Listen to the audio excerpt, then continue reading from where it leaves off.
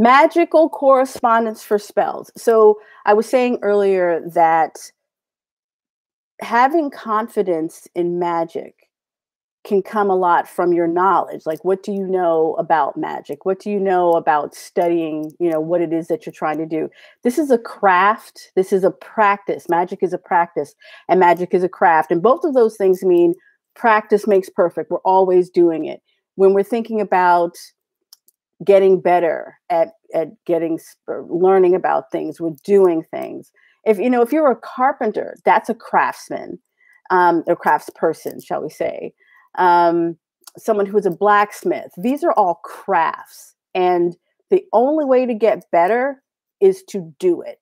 There's no way to like skip steps on this.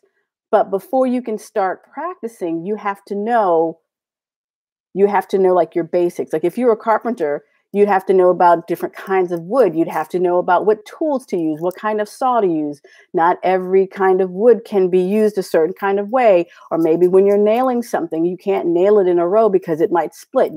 So there's all these things, not like I'm a carpenter or anything like that, but there are things that a carpenter would need to know before they start to build a house. So that's where that foundation of knowledge comes from.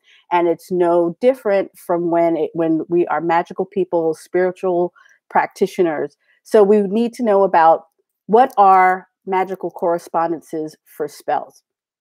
So one of my mentors likes to say, magic demands change. So that means when you're performing a ritual, you are demanding a transformation. And rituals incorporate natural elements, as I mentioned, earth, air, fire, water, because everything in the universe is made up of a combination of these different elements. So when we place these natural elements on our altar, they act like batteries to power our spell. So adding elements you can use intuition to choose which elements you want to use, but you never need to guess. As again, I mentioned, Cunningham's Encyclopedia of Magical Herbs. It lists hundreds of herbs, their spiritual powers, as well as their correspondences, which are also known as associations. So what is a correspondence? So in addition to a spiritual herb, and in addition to a spiritual power, an herb will have an association with a natural element as well as a planet. So depending on the type of magic that you're doing, you may choose an herb that corresponds to a particular planet or element. So now not everyone goes this deeply with their plant magic, but some of you do. So I want to make sure that I'm covering everybody. But let's say you want to create a protection spell and you want to use the herb rosemary. So you pick up a book like, Cunningham's Encyclopedia of Magical Herbs. So rosemary, he'll say, let's see, let's go pick, let's see, what does it say about rosemary? Rosemary, okay, this is one of my favorite herbs.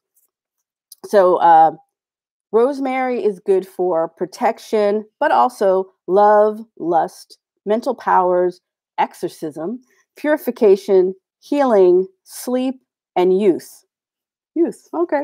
So it's going to tell you, this book will tell you about the magical uses of rosemary. It says when it's burned, it emits powerful cleansing and purifying vibrations. You could place it under your pillow. You could wear it in like a sachet. Some people use it on incense, burned on charcoal. And it says rosemary is generally used as a substitute for frankincense. So these are just different ways. This book will tell you these are the different ways you can use it, and these are the magical powers. But it also says the element is fire. So rosemary is associated with the element of fire, and it's also associated with the sun. So if you're using if you're working with a particular kind of magic and you want to include more fire in it, or you want to work with the sun, rosemary would be a good thing for you. But if you're just saying, okay, I want to do protection, rosemary, just knowing that rosemary is for protection will be enough. Now, similarly, crystals have spiritual powers, and they correspond to different chakras in the body. So if crystals, I know I have a lot of crystal witches here. I have a book here, The Crystal Bible by Judy Hall, that can also give you a lot of information on those correspondences. Now, other correspondences include the magical timing of your spell. So, for example, you might be using astrology to perform a spell. I think we're in Pisces now. Are we in Pisces yet? Pisces season? Anybody know? Are we in Pisces? Well, I'll get back to the tarot cards.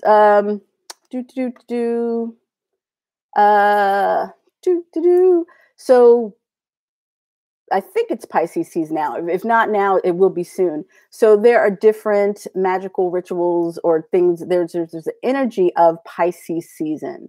And if you want to incorporate a particular spell that will be helpful during this season, then you could definitely use it during. So if you want, let's see, psychic powers is good during Pisces. So let's say you wanted to increase your personal psychic powers, and if you wanted to do that during Pisces season, that would be a really good thing to do. You don't have to use astrology, but many people do. But you might be working with a particular phase of the moon. So there are other correspondences. For example, the new moon corresponds with setting intentions. And the waning moon, after the full moon is decreasing or waning, that corresponds with removing obstacles. So by performing rituals at specific times of the month, you're using the energies that are the strongest at that time. So this is what we mean about corresponding. What corresponds with the outcome that you're trying to get. This is also true for working with days of the week. Each day corresponds with a different planet or celestial body. So Mondays are ruled by the moon. Sundays are ruled by the sun, for example. So their energies are different. Mondays are ruled by the moon, and it's often very a reflective, intuition kind of energy. Tuesdays are ruled by Mars. So that's a great day for action and getting things done. Like, I'm going to make something happen, because it's a more of aggressive energy. That's that correspondence. Sundays, today is Sunday. It's ruled by the sun. So it's health. It's a great day for doing spells for health, for healing, vitality, things like that. So this is what I mean by correspondences. So if you're still very new to learning about magic, you definitely want to learn about correspondences. Now, if you want to learn more about how to time your spell, you can check out the book Moonology by Yasmin Boland. So the more that you learn about these different magical correspondences, the more confident you can feel about the magic that you're doing. And as I said, remember that magic has been practiced for thousands of years. And, there's lots of teachers, books, and websites and other things available. So you do not have to guess when it comes to knowing about magic. So like, you learn about these different correspondences, you learn about the herbs. Like if you are a plant witch, you are a green witch, then make sure you learn about those different kind of herbs. If you're into crystals, what do these crystals that you have, what are they doing? And the more you learn about those things, the more you can feel confident about, okay, I know that I want to do this spell. And I know, because I've read this thing or that thing, I know which crystals to use. I know which herbs that I want to use. Yes. Nicole G says, use the energy of our Pisces intuitiveness and mysticism. That's right. That's like, Pisces is all about that. Ooh.